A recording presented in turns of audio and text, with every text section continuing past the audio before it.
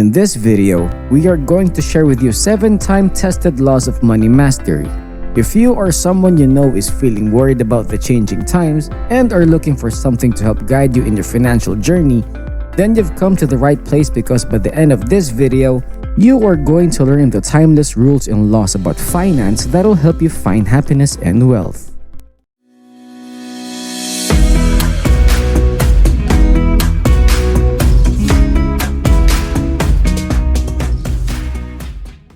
Welcome back, Money Masters. It's another Saturday story time where we come together and share about how some good money management can go a long way in making your wealth grow. As we mentioned earlier, today we are going to be talking about 7 time-tested laws of money mastery, which will help you learn the timeless rules and laws about finance that'll help you find happiness and wealth. But before we dive in, I just want to let you know that on Monday, we will be discussing 7 mental shortcuts to save money faster. So, if you don't want to risk something out on that episode, make sure to subscribe to our channel and hit the bell icon so that you can be notified of our next amazing video. Okay, with all that said, if you are like us and are totally committed to obtaining financial independence, then go ahead and tap that like button and let's get into it. Law number 1. You must have emergency funds. You might have heard this kind of tip several times before from lots of people in your life, and by now, this will seem like one of the least interesting things to hear when talking about how you can earn money. However, people spread tips like this around for good reason, and that's because having emergency funds can help you protect yourself from large expenses in the future in exchange for a little bit of the money you earn being deposited in a bank account, all while it accrues some interest, netting you some extra cash while you work towards your other goals. In case you haven't started an emergency fund yet or are looking to start one, expert says that you can begin planning for it by assessing how much money you'd need for expenses considered vital, like housing, food, healthcare and insurance, utilities, transportation, debt, and personal expenses. Once you've considered those expenses, you should have an idea of how much a month of living expenses would be so that you can start saving up. Assessing your funds should also be helpful in considering whether you need more than 6 months of emergency funds in the event of situations like recessions, if you feel like your job security is at risk, or if your income isn't steady. If you or someone you know has experienced stressful situations that were resolved thanks to your emergency funds, be sure to share your story in the comments down below so that people can learn from your experiences. Law number 2. Learn to save your money. A recent survey conducted in 2022 revealed that an estimated 56% of Americans would have trouble paying for a hypothetical emergency bill of $1,000 through their savings and needing to resort to options like using a credit card and paying over time, paying the bill and cutting the expense. Now, your next question may be, how exactly do we save our money to protect ourselves? Well, similar to planning for your emergency funds, to be able to understand how much you need to save and how much spending you could cut from your expenses, you first need to understand how much money you actually spend. Thankfully, there are a variety of methods that help you save, including the 20-30-50 method. Allocate 50% of your earnings towards needs, 30% on your wants, and 20% to your savings. If you're curious about other ways to save money, be sure to watch our video on 7 secrets for saving your money on a low income and keep an eye open for any new uploads from our channel. Law number 3. Saving your money isn't enough to make you rich. While saving money for emergency scenarios is a really important course of action to take, you shouldn't rely solely on that, because saving money is never going to be enough to make you rich, and there's one big reason why.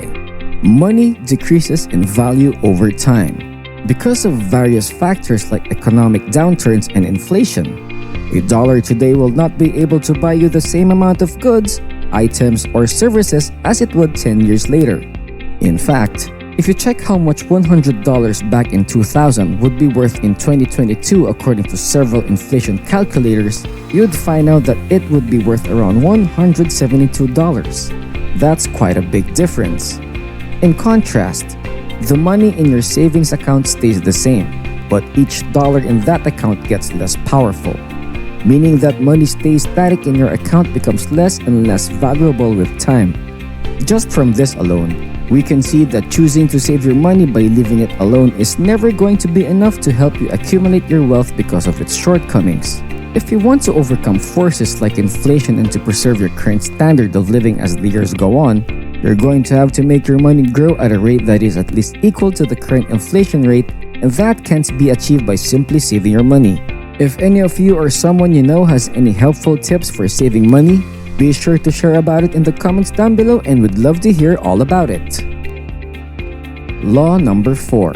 You must live below your means. Like the other rules discussed before, this rule may seem a little bit obvious, but people still fail to understand and follow this rule as they try to accumulate wealth, which leads in their efforts either being undercut or not bearing fruit at all.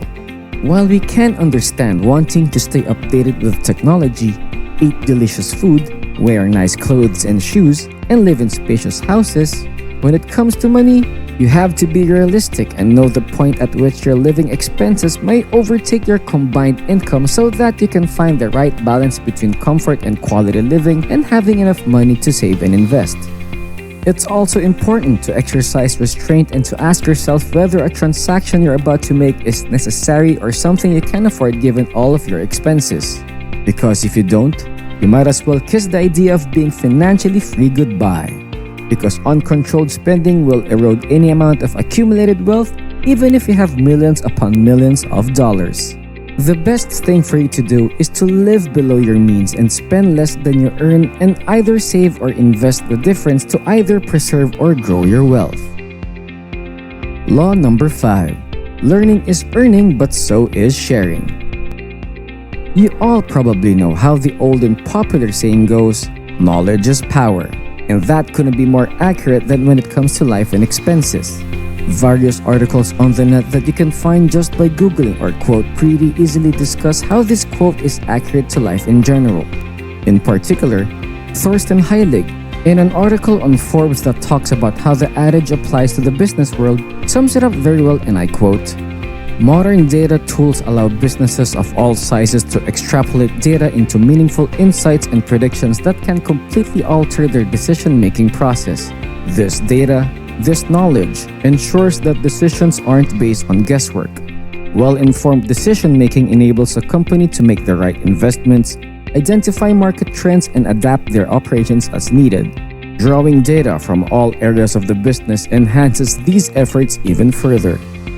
A study performed by McKinsey & Company also found that avid users of data analytics practices and tools were 23 times as likely to attract new customers, 19 times likelier to achieve above-average profitability, and a probability to retain customers 6.5 times higher than users who didn't do their research. The article also talks about how sharing your hard-earned analytics data and information can be more beneficial to everyone than not sharing would be to only yourself, saying that trust and transparency are qualities considered vital to establishing and maintaining relationships with other companies and partners. Sharing information during negotiations like your best alternative to a negotiated agreement will help you gain the other party's trust, but also help both parties reach a common ground for an agreement, which will lead to better profits for everyone involved. How did you find our discussion about learning and sharing information in this video? If you have any suggestions or feedback, leave a comment down below. Law number 6. Use debt wisely.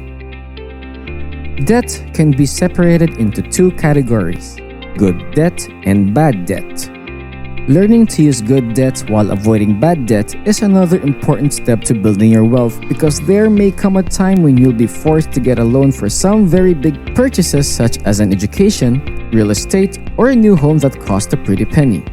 Good debt is generally considered by most experts to include mortgage and education debts because these debts potentially increase your net worth once paid off. On the other hand, bad debt includes other debts for assets that don't go up in value with time or help you make more money in the long run. One example for this are loans for buying cars and phones. Cars are helpful for transportation, and so are phones or other devices for productivity. but they will gradually depreciate as these assets become more obsolete with newer models and variations being released often, meaning you both have debt in an asset that loses most of its worth in a decade or so. It's better to pay for those kinds of assets in cash. Law number 7. Remember that money alone won't make you happy. Money can only ever really make you happy when it's used in the right way, and it's not the spending that really makes you happy, nor will buying you the latest clothes, newest gadgets, and fastest cars. These kinds of purchases only provide fleeting feelings of accomplishment that'll leave you wanting for more, resulting in an expensive and self-destructive loop that'll leave you penniless once again. It's more fulfilling to spend your money on stuff that will give you longer-lasting happiness. One example of this is sharing your wealth with your loved ones and using your funds to help make the world a better place by donating to charities or driving initiatives that make other people's lives better.